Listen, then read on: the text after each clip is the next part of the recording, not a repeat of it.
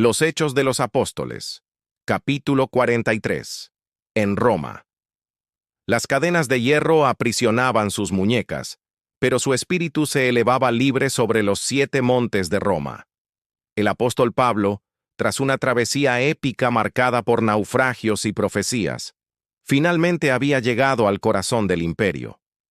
Contemplaba la majestuosidad de la ciudad eterna, no como un conquistador con su ejército, sino como un prisionero escoltado por soldados. Sin embargo, en sus ojos no había derrota, sino la serena convicción de quien sabe que su verdadera ciudadanía no pertenece a este mundo. Para Pablo, la libertad no era la ausencia de grilletes, sino la presencia de Cristo en su corazón. Su fe, forjada en el desierto, probada en la persecución y afirmada en la revelación, no dependía de las circunstancias externas. Ya fuera en el bullicio de Atenas, en la opulencia de Corinto o ahora en una celda romana, su comunión con el Mesías era la única realidad que definía su existencia. El poder de Roma podía confinar su cuerpo, pero su alma, anclada en la eternidad, permanecía inexpugnable. El viaje por la Vía Apia, la gran calzada que serpenteaba hacia la capital, se convirtió en una procesión de esperanza. A medida que se acercaban, figuras conocidas y rostros nuevos comenzaron a aparecer en el horizonte. Eran los hermanos de la fe, cristianos de Roma y de las ciudades cercanas que, habiendo oído de su llegada, salieron a su encuentro. Su presencia era un bálsamo para el alma cansada del apóstol. Le recibieron no como a un criminal, sino como a un padre espiritual, un héroe de la fe cuyo nombre resonaba en todas las iglesias. En sus abrazos, en sus palabras de aliento y en sus oraciones, Pablo encontró una fuerza renovada. El texto sagrado captura este momento con una sencillez conmovedora. Al verlos, dio gracias a Dios y cobró aliento. En ese instante, el peso de las cadenas pareció desvanecerse, reemplazado por el gozo de la comunión fraternal. Este encuentro demostraba que la Iglesia de Cristo no era un edificio de piedra, sino una familia viva, unida por un amor que trascendía fronteras y borraba toda soledad. Una vez en Roma, se le concedió una gracia inesperada. En lugar de ser arrojado a una mazmorra común, se le permitió vivir bajo arresto domiciliario en una casa alquilada, con un soldado que lo custodiaba. Desde esta humilde morada, la luz del Evangelio comenzó a irradiar con una fuerza imparable. Su hogar se transformó en una sinagoga, una academia y un faro de esperanza. Pablo convocó a los líderes de la comunidad judía, exponiéndoles con pasión y erudición las Escrituras. Les demostraba cómo toda la ley y los profetas apuntaban a Jesús de Nazaret como el Mesías prometido. Para muchos, sus palabras eran una revelación, un eslabón perdido que conectaba su herencia con una fe viva y transformadora. Pero su mensaje no se limitó a los judíos.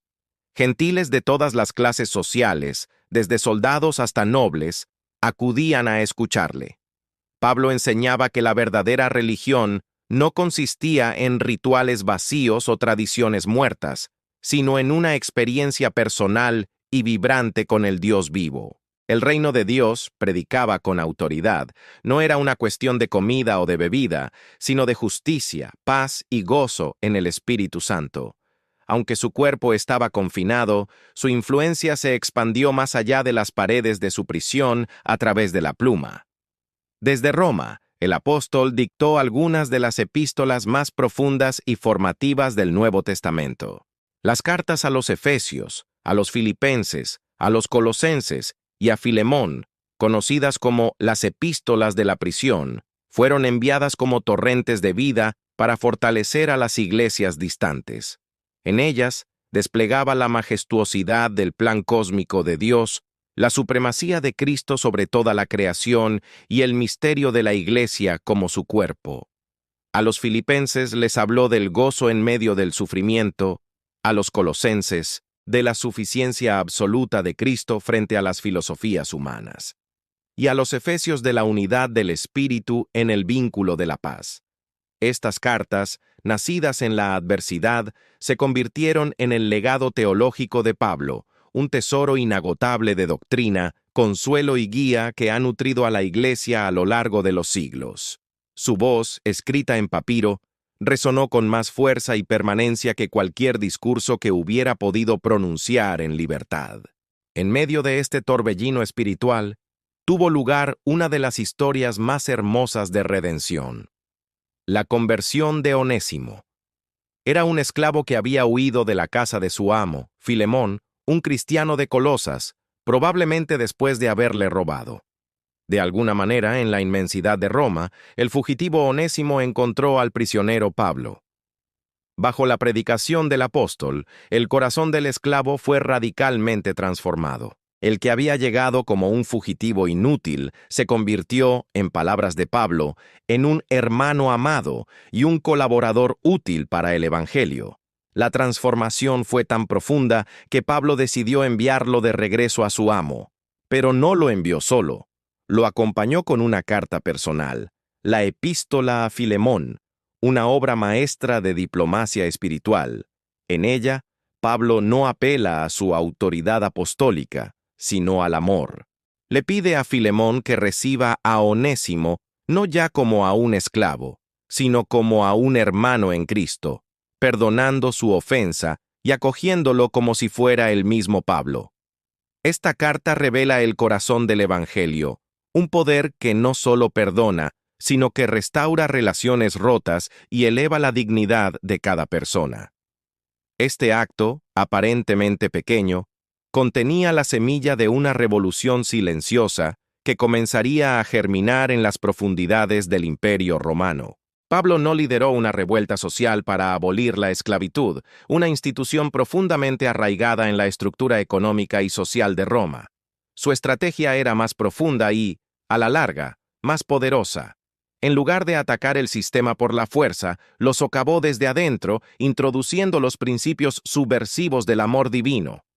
Al enseñar que en Cristo no hay esclavo ni libre, sino que todos son uno, estaba plantando una verdad que con el tiempo haría insostenible la idea de poseer a otro ser humano.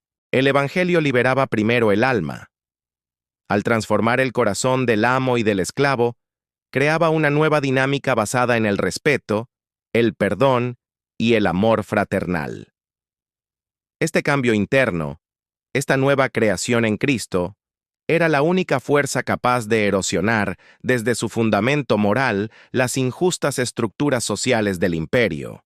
Así, desde su encierro, Pablo logró una victoria espiritual de proporciones monumentales. Roma, la dueña del mundo, la que encadenaba reyes y destruía naciones, se encontró frente a un prisionero que no podía someter. Su poder militar y político era inmenso, pero inútil contra el poder de la palabra. Mientras el César gobernaba desde su palacio, Pablo, desde su casa alquilada, influía en el destino eterno de las almas. Su mensaje se infiltró en los cuarteles de la Guardia Pretoriana y llegó hasta la misma casa del emperador. El apóstol demostró que la influencia del reino de Dios no se mide con los estándares del mundo. Paradójicamente, su encarcelamiento se convirtió en la plataforma para el mayor avance del Evangelio. Confirmaba sus propias palabras a Timoteo. Él podía estar encadenado, pero la palabra de Dios no está presa. El Evangelio, liberado de toda atadura humana, corría y era glorificado, conquistando corazones y estableciendo un reino que, a diferencia del de Roma, jamás tendría fin. Si este mensaje tocó tu corazón, apóyanos compartiendo este video. Suscríbete para seguir descubriendo las historias que cambiaron el mundo, narradas con fe, historia y poder. Activa la campanita y únete a nuestra comunidad de esperanza.